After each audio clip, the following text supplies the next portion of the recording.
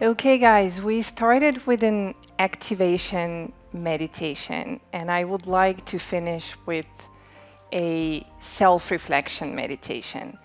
I asked you earlier, for those of you who are just joining us, I asked you earlier one question, and it is, which of the three quotes relates to you the most? Which one speaks to you? Which one drives you on a daily basis? And those of you who were here in the very beginning of this conference in the morning had the chance to participate in a little survey. But for those of you who are joining just now, just think in your head which of the three quotes relates to you the most.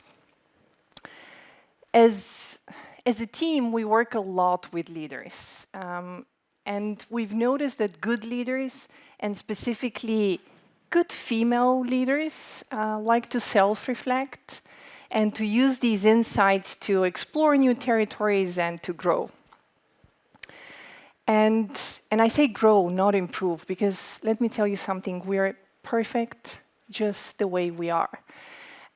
So this leadership compass, the SHEleader compass, is part of a bigger leadership program, but we adapted this little piece to share with you today because we wanted to enable you to really reflect on who you are as a leader. What the compass does, behind every quote, there is a leadership style.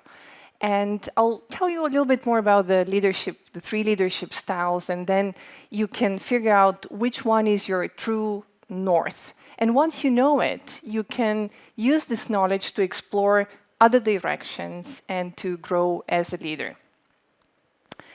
So the three leadership archetypes, if you have chosen, here is the plan. If that's the quote that speaks to you the most probably you are a SHEexpert. If you have chosen, here is a result, most probably you are a SHEachiever. And if you have chosen, here is a vision, most probably you are a SHEcatalyst. I'm saying most probably because it's not mathematics. It's by approximation. And I'll give you now more details about the three leadership archetypes. And you can more precisely discover yourself or determine yourself. At the end, I'll share with you the results from the little survey we did in the beginning. And I'll speak about how can we use these leadership archetypes, how can we use their superpowers to advance the topic of sustainability. So the SHEexpert. The SHEexpert, she is very smart, she is tactical, she's task-focused, she's responsible, and she's very direct. You will hear a SHEexpert say, other than here is a plan, she'll say, I'll get it done, and you need to clone me. The other side of the SHEexpert, I don't want to call it the dark side, the negative side, the deficiency side, because it's none of that. These are just characteristics that we have to have in mind when we look at archetypes in a holistic way. So the SHEexpert, she is mostly intrinsically motivated. She has this inner standard of quality and how to get to quality, and this gives her satisfaction. So it's very hard to motivate her by other stimuli. The same inner standard of quality also prevents her from listening to others, especially if they are not experts in her book.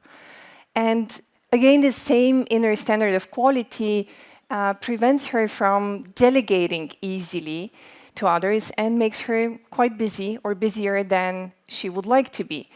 And as I said, she's very direct in her communication. She's the perfect one-to-one communicator, which is beautiful in the times that we live in. Nice face-to-face human conversation is what we all need. But we have to have in mind that this is the slowest type of communication when we speak of big transformations like the green transformation. So the SHEexpert acts out of two beliefs that are deep inside her. One, her way is the highway.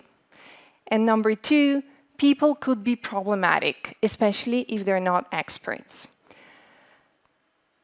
The SHEachiever. She's also very smart, but in a strategic kind of way. She's results, not task-focused. She's ambitious, and she's a connector, usually the connector in the company. And you will hear a SHEachiever say, other than here's the result, she'll say, I'll get it organized, and I know you can help me. She knows the people that can help her. She is extrinsically motivated. She gets satisfaction by seeing the job done, by seeing the end result. So anything, any stimuli that will help her get there is welcome.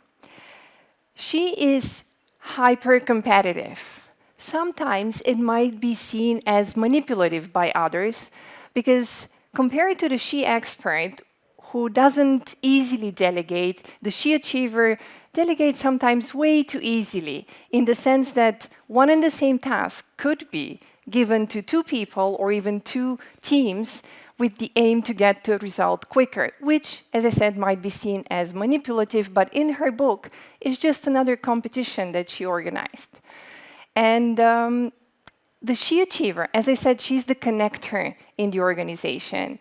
And this makes her very good communicator, but also presenter. So she's good in this type of communication that is one-to-many, which is faster than one-to-one, but not the fastest.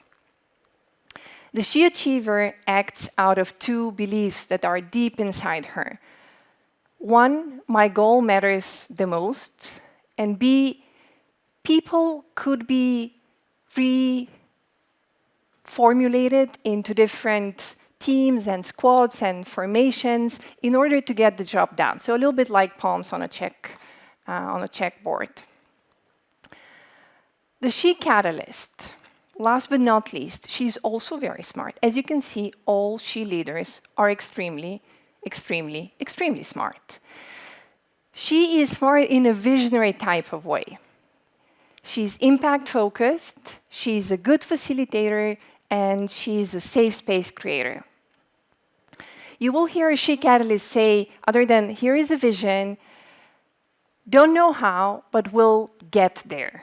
And people will self-organize. The SHEcatalyst, the other side, she's very empathetic, which might be seen as a weakness by others. She's very transparent, which might be seen as a risk by others. And she's very much experiment-oriented, which might be seen as a threat by others, especially other leaders in the organization that support the status quo. And she's very good in this communication that we call many-to-many. As a visionary, as a facilitator, as a safe space creator, what this means is that she has created the environment for others to self-organize, and she's not involved in each and every conversation, which is amazing, because it's the fastest form of communication, but it might be seen by others as she doesn't know what's going on in the organization. The SHEcatalysts act out of two beliefs. One, my role is to inspire, and number two, all people are leaders. So I hope with this detail, you can more precisely determine who you are, or what is your true north as a leader. Now, I would like to share the results. Earlier, we did this survey, and apparently, in this room, we have 39% of SHEexperts, 17% SHEachievers, and 45% SHEcatalysts, which is a nice mix of all the three roles. I promised you I'll share with you at the end which is the best role for sustainability. The truth is, we need all three roles. I'm famous in my team for dissecting complex topics into always three things. Even if you look at our SHEleader compass, there are only three directions. There is no fourth one, because three is much simpler. But also, if I have to chop down sustainability into three things, it's really about, number one, defining the problems, defining really good chunks of well-defined problems so that we can work on them. the SHEexpert, perfect in that role. Number two, sustainability is about fixing things now. It's about implementing improvements now. The SHEachiever, she's perfect for that role. But then again, sustainability, number three, is about having a long-term vision, is about organizing a movement, organizing an environment where people can carry out experiments in a safe space. The SHEcatalyst is perfect for that. No matter where you are on the spectrum, maybe you figured out you are one of these, maybe you're in between, or maybe you have mastered all three, I would like to encourage you to really explore all three roles. In everyday life, we're forced much more to be SHEexperts and SHEachievers, to always know things, to have a plan, to organize people, to achieve results. We're way less often in the position to be catalyzers. So I would highly encourage you to explore that role much more than the others. And if you need a role model, I would like to invite on stage my personal role model, Sasha Bezukhanova. She's a true SHEcatalyst, and she catalyzes sustainability. Stay with me on the stage, Elina. I really want to thank you for summarizing in the best possible way one thing, and this is that if we want to achieve this mission, we all together in our different appearances, different roles, different choices that are making in this stage of our career or life are part of the community, of the movement that can really move ahead the agenda. And when we speak in the SHE circle, sustainability is the agenda topic that we have today, but we women leaders have much more holistic task to address and to manage. And it was said in the morning by our yoga teacher who made the activation, the meditation, that this time of the female energy invoked, provoked, and awakened in both men and women these days. So I want, together with Elina, to announce an initiative that I've promised in the morning that we will do in next couple of months. And it is to have a series of workshops based on the three psychological profile, three archetypes for you, for the members of this community, for the participants in today's conference, where with the help of the extremely professional team, I can prove it from my personal experience of LaunchLab, we can dive deeper into who we are, where we want to go. No need everybody to be a catalyst, but to strengthen the authenticity of our leadership specifics is quite critical for every one of us. And I'm not surprised that we had such a ratio, because here within this room are many, many people that are managing and leading our people with a vision, with strong measures, and with really commitment towards their businesses and towards the prosperity of our society. So that's the end of our event, and I hope very much that it was productive for all of you. The ambition was not to make you experts in the sustainability aspects that we need to drive, but just to have this helicopter view on many different ways how we can give back, contribute, and participate. And if you have made a choice today, where you want to start, because we know your capacity and you can participate in a couple of them or in all of them and introduce them in your businesses. This is a good achievement of the day today. I want to thank to everybody who was on the stage and shared absolutely fantastic ideas, experiences, and thoughts. And before going to the nice terrace to have a glass of wine, I want to invite the team behind the stage. Those are the people that went home this morning at 5:30 because they needed to prepare the home.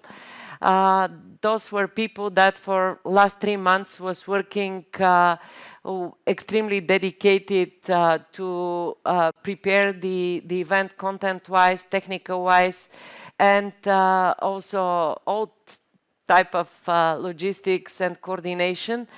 And of course, my dear friends, the muses, who are our volunteers. Elina is one of them, who are the inspirers and of course did also a little bit of a work, as you have seen just in the last session, to put this event in such a professional way. I hope you will agree on the last statement with me. At least that's how I feel.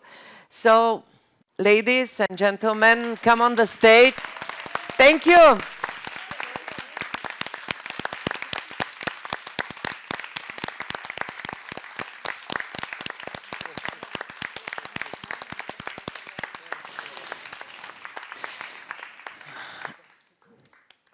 Well, there are few muses that are breastfeeding babies. They, of course, work remote because this is possible today. And also, there are people also standing in the room to memorize this moment.